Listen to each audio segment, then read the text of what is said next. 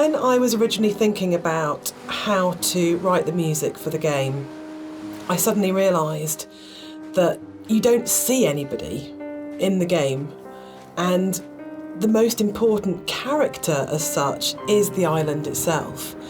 So one of the things that I did with the music was to write the island as if she or he were a character in its own right.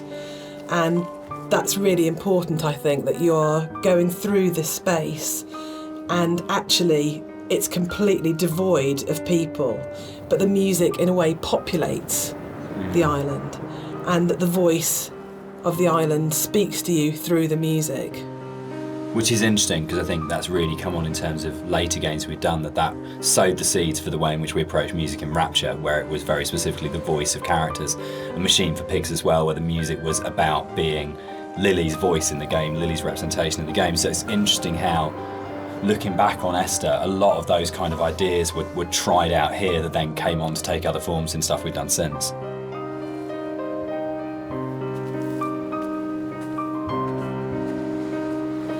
All right, let's talk about walking. Let's do it. We're gonna address the elephant in the room, the very, very slow-moving elephant in the room. So this might be a longer conversation because it kind of fits with that.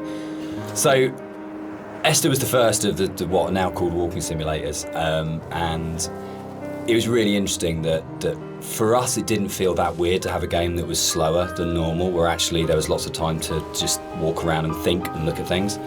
And it was amazing at the time how this was seen as completely revolutionary, and it's really interesting, and it's amazing to see how many other games have kind of like taken it on board. For me, it came from, I didn't see it as being odd to have a game where very little happened, where you thought about what you were doing.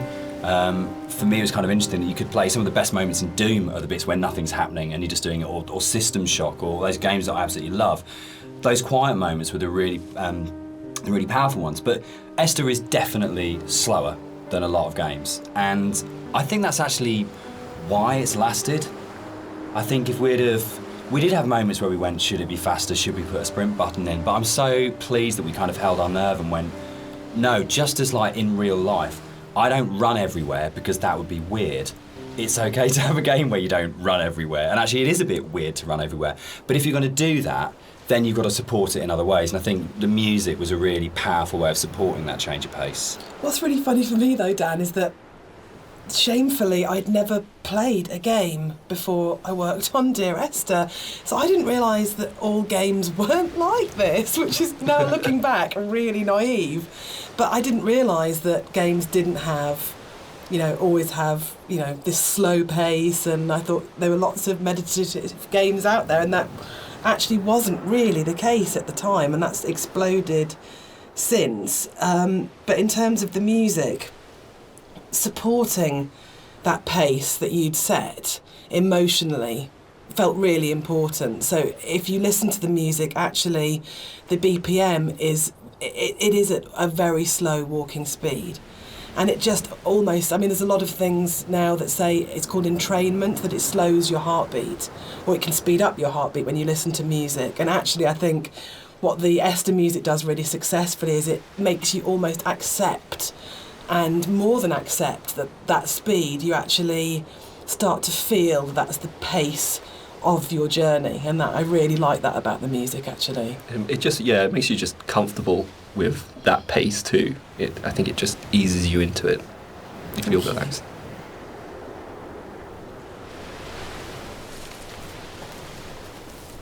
The radio mast in Dear Esther was obviously, there is a really important kind of design feature as well as its place within the story. And that, I think, came from, it was really interesting, it being a Half-Life mod to begin with, and the Citadel in Half-Life 2, that it tells you how far you are through the game. You're always looking up to the skyline, am I closer to the Citadel, can I see it? And it lets you know how near you are to the end of the game. And it was really important because Esther's so open in a way, and because there isn't this, you're not using kind of shootouts or kind of gating it with combat encounters to kind of constantly keep you moving. That it was really, really important that you always had that focal point of going, I know exactly from the beginning of the game, virtually right from the start, you know where you're going, you know where the game's going to end up, and you know that sooner or later you're going to be either at the base of that thing or climbing that thing, and it's always there, that red light. And I think particularly with the colour palette of the game, the fact that you've got this very, very, very clear red light that's unlike any of the other colours in the game immediately tells you as a player, this is what the shape of this thing is going to be. This is where I'm going. This gives me a purpose, even if the sort of moment by moment is a bit more abstract. Yeah, and navigationally as well, it helps you. It draws you in the right direction as you play the game. You can never get lost if you just follow that one landmark. Yeah, I think it's a really interesting place of where that sort of traditional game design is still, there's loads of it in Esther, it's just not necessarily done in quite the same way.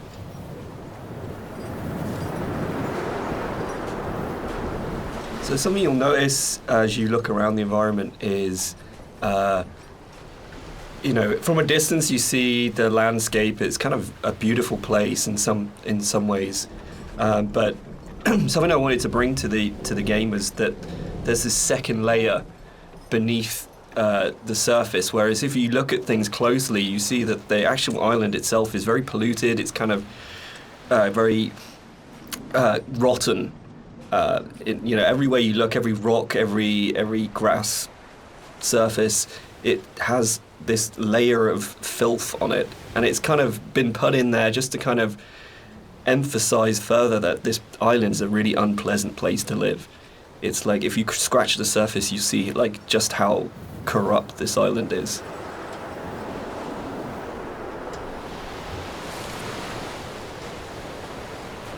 We cast and did all the voice direction for Esther ourselves for the mod, and it was basically Jess and I on a casting website just listening to people's show reels and finding what's the voice of this thing. And there was never any question about Nigel. I think we heard his show reel for the first time round. It's probably been listened to sort of 30 or 40 actors.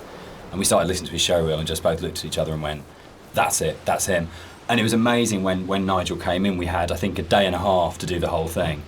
And he just did that amazing thing that really, really great actors did. If he just walked in, got in front of the microphone, and more or less did the entire thing in one take. And we did hardly any retakes on anything. It just felt like his instinct for the character in the game was so strong that he just, without virtually any direction, just came in and just got it. And one of the hardest things with the voiceover that we did was when we went from the mod, which had 3 potential narrative units per queue, to 4 potential narrative units per queue, was not only finding new bits of writing that kind of complemented and played off what was there in the original mod, but for Nigel to come back in, nearly 5 years later, and to just re-find that voice in exactly the same way and deliver it in a way that fitted in and complemented it was a real testament to his ability as an actor, I think. That apart from we had spent quite a lot of time trying to make the sound actually sound the same in terms of mic placement and things like that, but in terms of the actual delivery of those new monologues, you wouldn't know that was both written and acted sort of 4.5 years after the original thing was done. So the one person who's not in the room sort of today but deserves a huge amount of credit for how the game kind of eventually was delivered, but also I think in terms of how the game has lasted, a huge amount of respect needs to go to Nigel Carrington for his work on it. So this hole in the ground was kind of a difficult thing in some ways. It's a bit of a challenging aspect of the game because in some ways it kind of like, I think for me we wanted to have this kind of this pit here, and I wanted the player to be able to actually go as close as possible and like look over the edge and kind of have this feeling of dread and stuff. But the other issue that we faced was like, what happens if the player just jumps into the hole? Like we have no real death in the game, and from a design point of view, Dan, I mean, I don't know what you it was really hard because it was a game where we couldn't let the player die. We didn't want to have respawns, but we had to handle the fact that there would be both accidents where the player would fall off a cliff or something, but also the deliberate urges of the player. Yeah. The first thing you're going to do is go, great, there's an ocean, how far out can I go? Or there's a cliff that's really high, can I jump off it? And how do you have death in a game where you can't have the player die? Because if the player starts breaking up the experience by dying and reloading, then you're you start breaking the experience a lot. So yeah, I mean, we didn't want to also have like artificial boundaries, where it's like an invisible wall. Like if you take a look through the game, you'll never see a place where you think you can get to, but you can't. There's always some kind of actual natural boundary or man-made boundary. So yeah, that was the other thing. We didn't really want to create this invisible wall around this thing. So it kind of the whole drove the the way in which that sort of the very weird audio visual, probably one of the most dreamlike bits in the game, where if you do die and you get the kind of the heartbeat and the strange flashes of visuals. And I think in a lot of ways, if we hadn't had the hole there and we hadn't had a place where we go, right, players will jump in this hole, we have to start from that basis, they will throw themselves down this hole, it kind of gave us the impetus to really, really focus on it. And I think the stuff like the drowning deaths and the cliff deaths are strong because the hole was there, and I'm not sure if the hole hadn't been there, whether or not we'd have arrived at that way of handling it, which I'm really proud of. I think it's a really incredibly creative, interesting way of handling a player going out of bounds and of actually being able to reset the game when the player's basically done something you ideally wouldn't want them to do. Yeah, and I kind of think it fits well with the theme of the game as well, because you don't really know what's just happened. Yeah, it's not like you hear a death sound and then you kind of respawn. It's this kind of like very soft, very ambiguous change. You know? There was a point in the original mod where if you died, it would do the whole Half-Life major fracture detected. Yeah. It's always brought a really good tone to the game. Yeah. One of the really important jobs of a composer, I think, is to provide the player or the listener with different emotional tones and states. And up until this point in the game, the music has been very sparse, very intimate, and very isolating in a way. But the island is also a beautiful and magnificent place, and what I wanted to do at this point for the first time in the game is to create something that was really epic. So we go from that shift in scale where it's very intimate and small to suddenly realising that this is an extraordinary and magical place to be, as well as a difficult and quite sad and melancholic place to be. So the string players were instructed at this point to play with much more vibrato. Up until this point they've played in a very sort of Scottish style actually, no vibrato, very plain playing. But this was a really beautiful cue to write actually, because that has that scale. You suddenly realise that the island is really big, and you have this beautiful vista, and the music then shifts so the player can actually just for a moment, I think, enjoy being where they are. Yeah, I think that's it. Can I come in? Yeah, I was going to say, this is actually one of my favourite parts of the game. It's just where everything, all the elements kind of come together perfectly. You've got the music, which is just epic, as Jess has said. You've got the landscape, which is kind of like this big open space. You've got all the little bits and pieces that I put into the detail of the environment, like the movement. There's leaves blowing around, there's the clouds in the sky, there's the mist rising off of the grass, and then you've got Dan's voiceover coming in there. And I think it's just like all of these elements coming together and just in perfect synergy, and just kind of, it really brings chills up your spine. Inside the bothy, there is a randomised chance that you can find an ultrasound picture on the table, and I think it's the one instance of randomisation in the game that is like the pinnacle of it, because the idea that Esther was pregnant when she died changes everything emotionally about how you understand the story. And not to say that you don't care as much if you don't find it, but it just adds this other layer of just the ground falls away from him the first time I saw it, and the meaning of the crash and Esther's death just means so much more when you go, it's not just about her, there was an unborn child here. And I think that's where the randomisation just hits its absolute peak, because it's one tiny detail that may or may not be there, but if it's there, it's going to fundamentally change the way you feel about the entire thing. And that's the strength that the randomisation elements in Esther kind of provide, that you go, you're likely kind of feeling about the story and your understanding about the story can be changed so absolutely by the occurrence or not of one tiny little prop detail. And that's something which, those moments I think are what make it really, really special. So it's for me, it's almost like the most important prop in the game, because when it happens, it's so profound. Yeah, and it's again, it's just something that makes each playthrough more personal, I think. This is what I love reading about, people finding these things and going, holy shit, I've just found this one thing that's going to change it. That's changed my interpretation completely. Yeah, absolutely.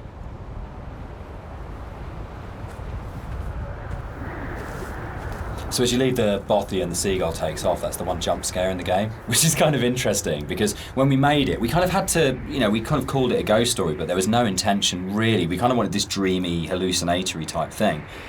But when it came out, people started coming back and saying, this game is absolutely terrifying. I was really, really frightened. And that was really amazing. And I think it's because nothing happens. We're so trained in games to go, there's stimulus all the time, that if nothing happens, you're waiting for something to happen. And kind of, I tend to go back to again and again the whole sequence in Dead Space 2 when you go back to the Ishimura, and it's like the best bit of Dead Space 2 because for what feels like hours, but it's probably only about 15 minutes, nothing happens and no necromorph comes at you, and it's absolutely terrifying because it's just this space and you're just left in it.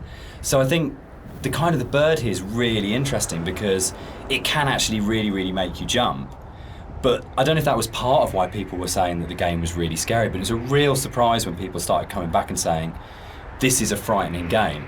And I don't know how much of that is to do with the ideas in the game are frightening when you think about them, and how much of it is to do with just the emptiness and the lack of kind of things in the game make it a really quite stressful or quite frightening place. But it was a real surprise, I think, that sort of reaction from a lot of players when we shipped it.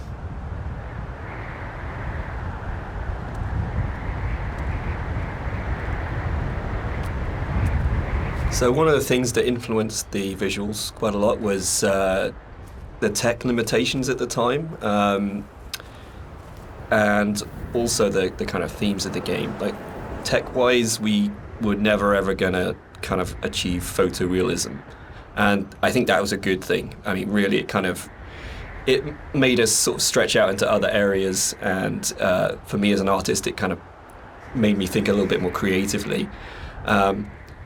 I did a few tests at the beginning, and when I realized this wasn't possible, I kind of went back and I kind of did some research on different styles, and one of the ones that really struck me was this kind of impressionistic painterly style, where it's kind of like there's just enough shape and color there for you to form an image, but a lot of it is just your imagination. It's kind of like the believability of the environment is in your mind. So this is something that I really wanted to bring over into the game, and you'll see a lot of landscapes that kind of look very surreal, very kind of unreal, and that's mainly due to this impressionistic style. We should probably talk about some of the inspirations behind it. I'm on a strict you don't talk about Stalker kind of thing going on here. But when Rob and I started talking, I think one of the first things that we kind of discovered was how much we're both obsessed with Stalker. Yeah. And I think that was one of the major things behind it in terms of when people talk about game inspirations. I mean, for me, there's a lot of FPS stuff in there, Doom, System Shock, but I think Stalker probably more than anything else.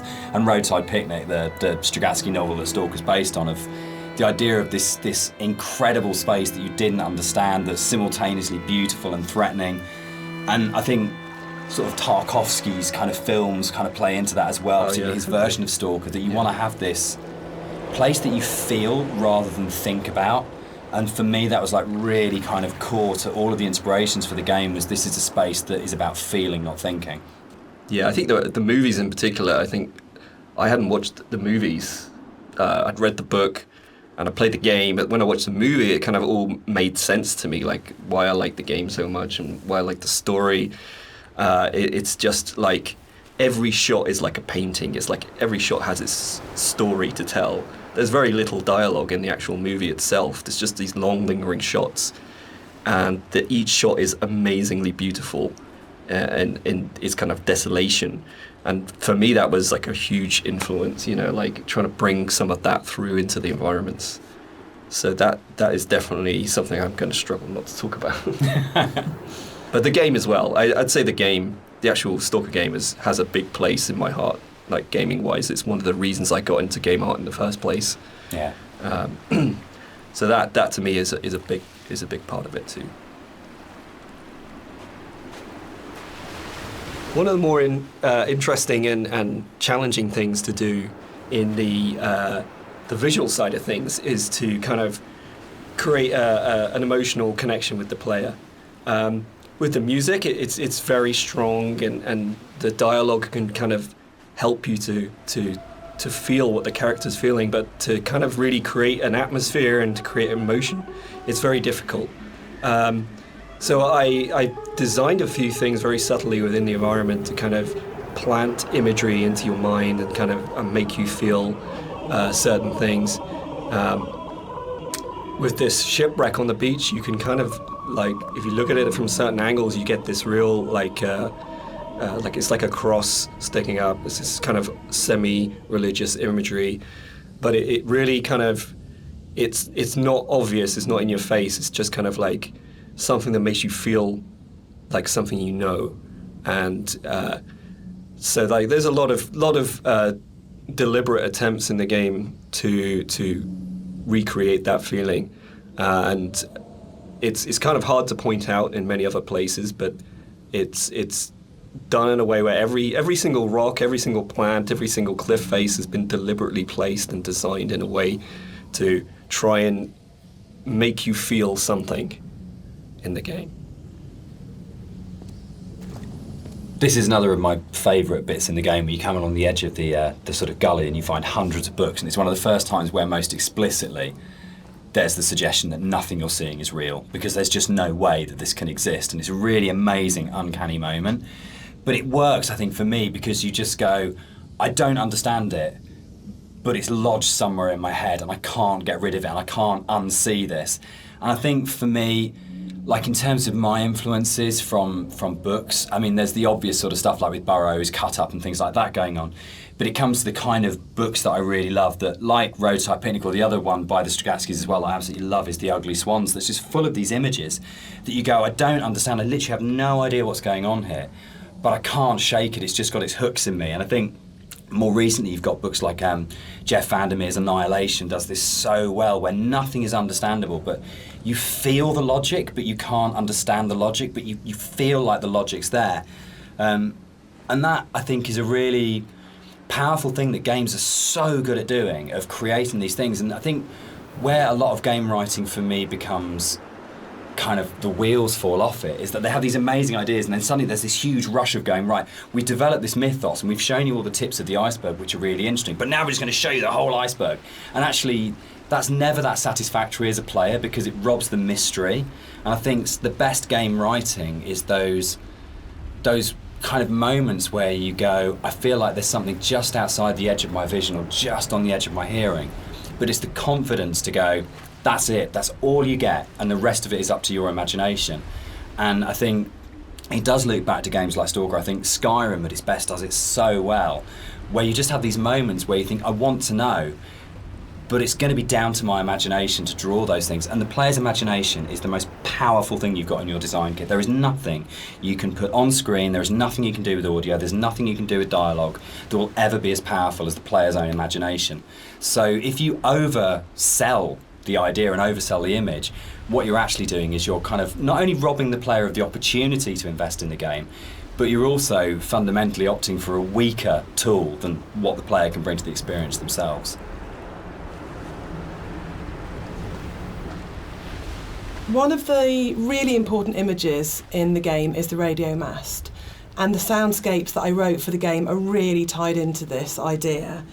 So it's the concept of the tortured sounds that they're so broken down, they're so manipulated, and it really is supposed to represent the inner state of the protagonist at this point. It's that fractured understanding. So it kind of works on two levels, actually. We have the narrator who's trying to understand the journey that he's on, and we also have the audience's journey and their struggle for comprehension to understand what's going on in the game. So this distortion, this breaking down, this fragmented, kind of tortured sound really ties into the idea of the radio mast and that idea of communication, actually, that the game is trying to communicate something to you, the narrator's trying to tell you something, but it's so difficult to understand what that is.